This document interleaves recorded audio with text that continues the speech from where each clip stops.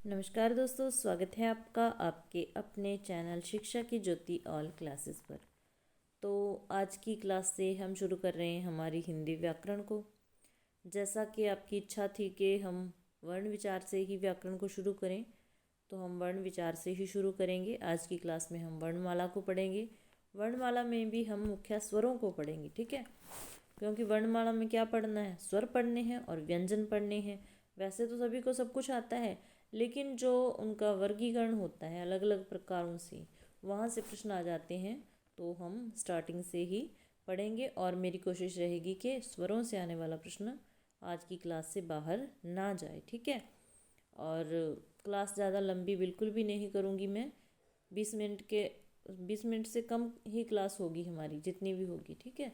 और इतने में ही आपके कॉन्सेप्ट क्लियर करवा दूँगी, आपका ज़्यादा समय वेस्ट नहीं होगा। और क्लास अच्छी लगी तो लाइक ज़रूर कर देना और अपना कमेंट में अपनी फीडबैक भी देना कि आपको समझ आया नहीं आया, ठीक है। तो शुरू कर लेते हैं हम हमारी आज की पहली क्लास।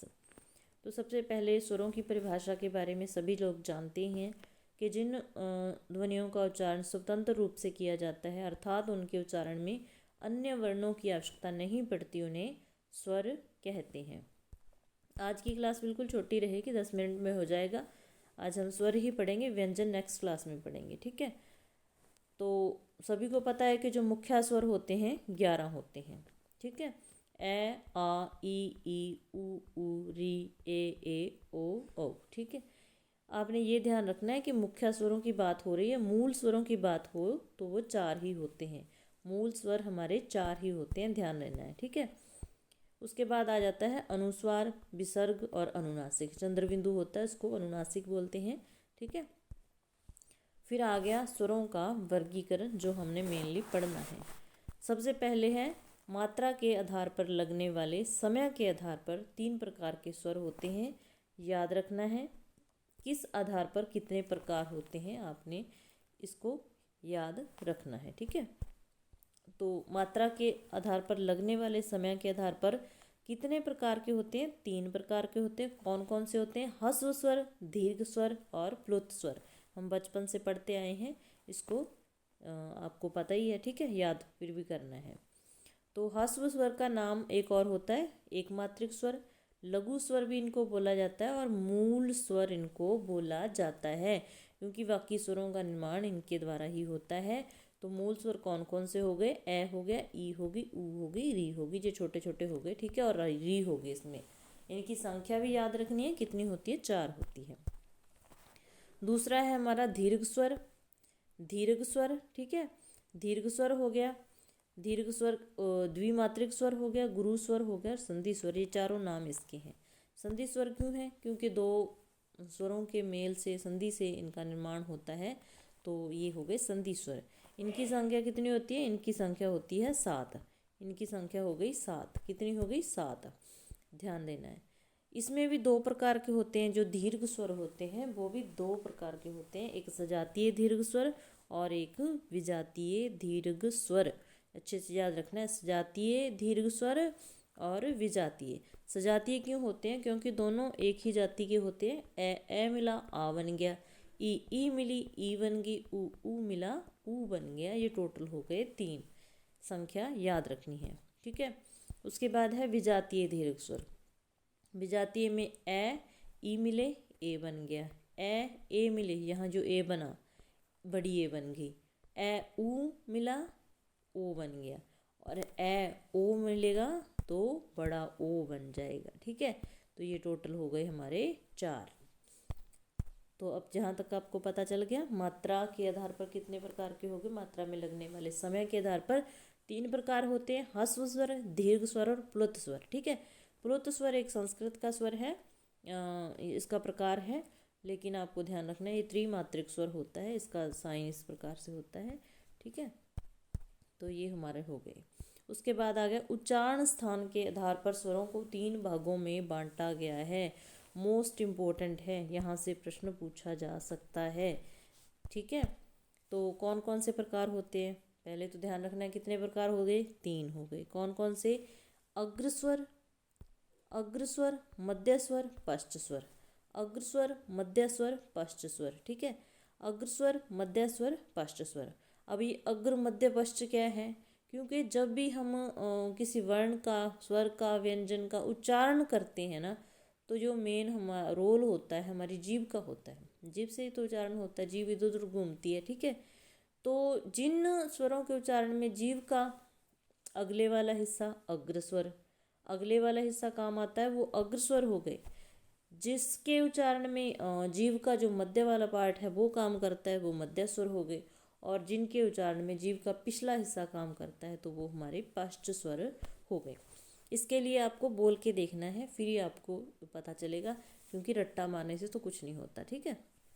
अग्र स्वर ई, ए री बोल के देखिए। जीभ एक ही जगह पर पड़ी रहती है, मतलब कि जो आगे वाला हिस्सा है वही वर्क करता है, ठीक है। तो ये हो गए हमारे अग्र स्वर।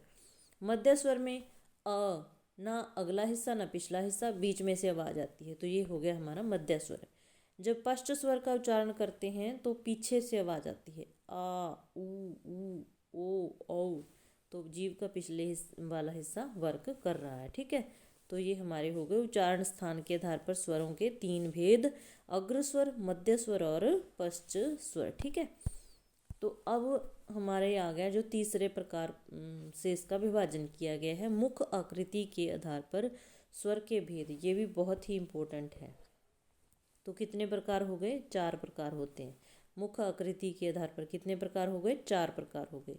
संवृत स्वर, अर्ध संवृत, विवृत स्वर और अर्धविवृत स्वर, ठीक है। संवृत स्वर, संवृत का अर्थ जान लीजिए, बंद होता है। मतलब कि जिन स्वरों के उच्चारण में मुंह को ज़्यादा खोलने की जरूरत ही नहीं पड़ती, वो हो गए हमारे संवृत स्वर। जैसे ई ऊ री, कितना मुंह खोलना पड़ा? बिल्कुल भी नहीं, ठीक है। तो ये हो गए हमारे संवृत स्वर। उसके बाद आ गया अर्ध संवृत, आधा मुंह बंद, आधा मुंह खुला, ठीक है। मतलब कि आधा मुंह बंद रहता है, तो इसमें आ गए ए और ओ। ए छोटी ए बड़ी ए, छोटा ओ बड़ा ओ, ऐसे बच्चे बोलते हैं ना, तो जो छोटे छोटे हैं ना, छोटी ए छोटा ओ, ये हो गए हमारे अर्ध संवृत स्वर, ठीक है। उसके बाद आ गया विवृत स्वर। विवृत, विवृत का अर्थ हो गया खुला, संवृत का अर्थ बंद, तो विवृत का अर्थ हो गया खुला, मतलब पूरा मुंह खोलना पड़ता है आ को बोलने में। तो ये हो गया हमारा विवृत स्वर। आ बोल के देखिए, बंद मुंह से नहीं बोला जाएगा, आ पूरा मुंह खुलेगा, ठीक है। तो ये हो गया हमारा विवृत स्वर। उसके बाद आ गया अर्धविवृत स्वर, ठीक है। इसको आ बोलते समय पूरा मुंह खोलना पड़ा, तो इसका छोटा आ गया, आधा खोलना पड़ेगा, ए हो गया, ठीक है। उसके बाद ए आ गया, बड़ी आ गई, बड़ा ओ आ गया, और ओ आगत स्वर आ गया। ये ऊपर लगता है डॉक्टर लिखते समय, ये आगत स्वर होता है। तो ये हो गए हमारे अर्धविवृत स्वर, ठीक है। तो इस प्रकार से इनकी गिनती वगैरह भी आपने देख लेनी है, ठीक है।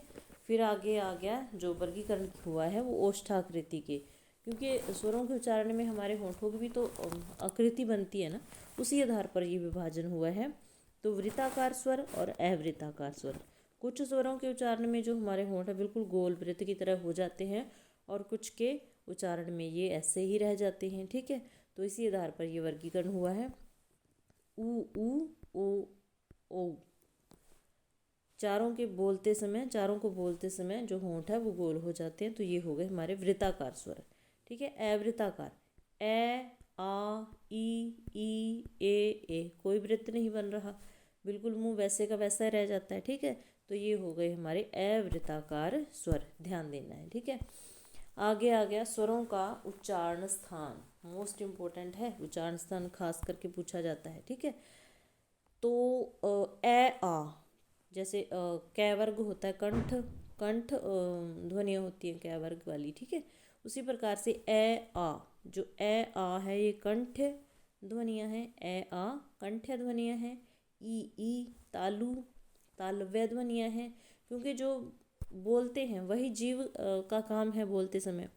ए आ बोलने के समय जो आवाज़ है गले से आती है, तो कंठ होता है गला, ठीक है। तो यहाँ ये हो गई हमारी कंठ ध्वनियाँ। ई बोलते हैं तो तालु, जो हमारे मुंह में निचले वाला हिस्सा है तालु होता है ना, तो वहाँ जीभ सट जाती है, वहाँ लगी रहती है, तो ई बोलते हैं जब हम, तो ये हो गई हमारी तालु ध्वनियाँ। ऊ सबको पता है कि ओष्ठ ध्वनियाँ हैं।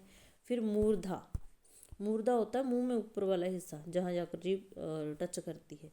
तो मूर्धा ध्वनि कौन सी है? री। मोस्ट इम्पोर्टेंट है, री का जो उच्चारण स्थान है मूर्धा है, ये मूर्धन्य ध्वनि है। ए कंठ तालु, ओ कंठोष्ठ।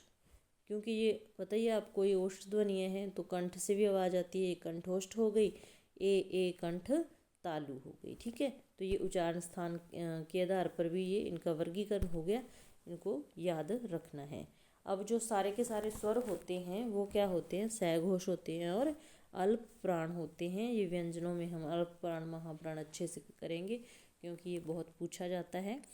तो ये थी हमारी आज की क्लास, जिसमें हमने स्वरों को अच्छे से देख लिया। भाई आपको कुछ समझ आया तो अपनी फीडबैक दे सकते हैं, ठीक है, लाइक कर सकते हैं। फिर हम नेक्स्ट वीडियो में व्यंजन को पढ़ेंगे। तो मिलते हैं नेक्स्ट क्लास में, तब तक के लिए बाय, धन्यवाद।